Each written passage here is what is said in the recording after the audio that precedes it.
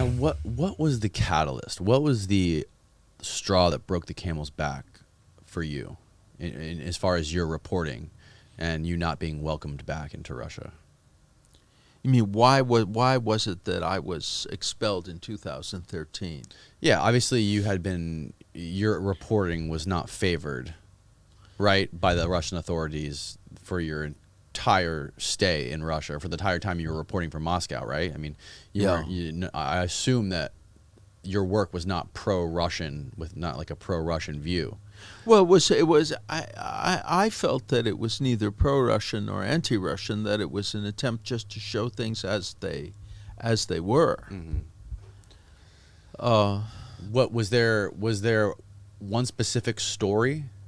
Well, I think that my writing about the apartment bombings pushed the limits of their tolerance. But I also was in a kind of situation. You have to understand that the Soviet Union and Russia are very unusual countries in that they are dictatorships and they are repressive, but they try to give the impression that they are democratic. And in order to create that illusion, which they then are very adept at manipulating to their own advantage, they're ready to tolerate a certain amount of freedom. And I pushed that freedom to the outer limit. They didn't want to expel me earlier because that would have been acknowledging the truth of what I was writing. Mm-hmm. They wanted to take the view that, and they wanted to convince others that I was just spouting some kind of conspiracy theory, and of course that didn't bother them. It was just irresponsible.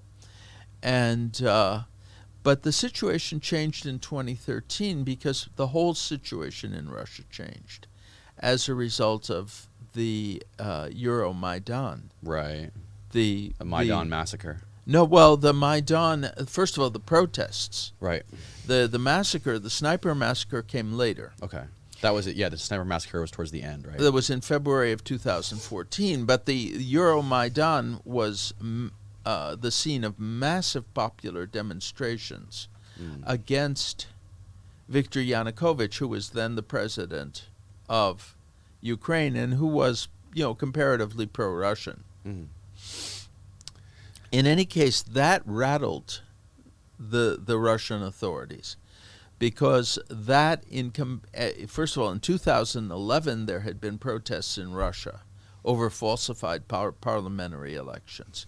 Those protests fizzled out, but the protest movement in the former Soviet Union, reappeared in effect in Ukraine, and it was ultimately successful. But the mere thought of 300,000 people on the street demanding an end to the government of a kleptocratic ruler, that was enough to unsettle the Russian authorities and to make them reevaluate that area of tolerance that they had previously extended to liberals, foreigners. And it turns out in Russia there's an expression, первая ласточка, means the first swallow, the first sign of something. My expulsion was in effect the first swallow of the wave of repression that would engulf Russia, because although I was, one of the first things they did was to expel me, maybe the first thing. Then there were other repressive measures, and a lot of other things happened. I mean, in the end, Boris Nemtsov, for example, was murdered. A lot of other people were expelled. There were not journalists, but there was a tightening of repression across the board. But the first sign of this was my expulsion. And I think it was connected with the idea that, under conditions in which people have shown their ability to take to the streets, even if they did it in a neighboring country, Russia could not afford the level of tolerance and liberalism that it had been demonstrating. Don't you think it was crazy how the American politicians such as John McCain would go there and be a part of rallies pro protest, like with the opposition, and like rallying them and showing support with them, and seems to just be deepening the divide and the chaos there. Like, Well, are we talking about Ukraine? Oh yeah, I'm talking about Maidan. The protest, when you were talking about the people on the streets in Maidan during that thing before the massacre, that these U.S. diplomats were showing up on the streets and rallying with these people, and they were deepening the chaos. They were pouring gas on this thing, and they weren't trying to. I mean, could you imagine that happening in the U.S.? Could you imagine a protest like this happening in Washington and diplomats from other countries coming here and handing out water bottles or supporting these protests? Like, you would never see something like that happen. It just seems so crazy. Well, actually, during the Soviet period, there were such things. But I don't think that the appearance of, I mean, if we talk about Maidan for the moment, I don't think that the appearance of John McCain or any other American official was particularly important to what happened in Ukraine. Except, that some foreign politicians are showing up and saying we support you, and those politicians are not well informed. They don't say anything, very intelligent when they get up on the stage. There were, in the Maidan, all kinds of people were showing up.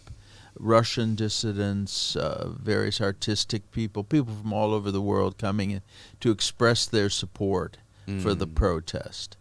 But their role, I mean, was not decisive. What determined the course of events were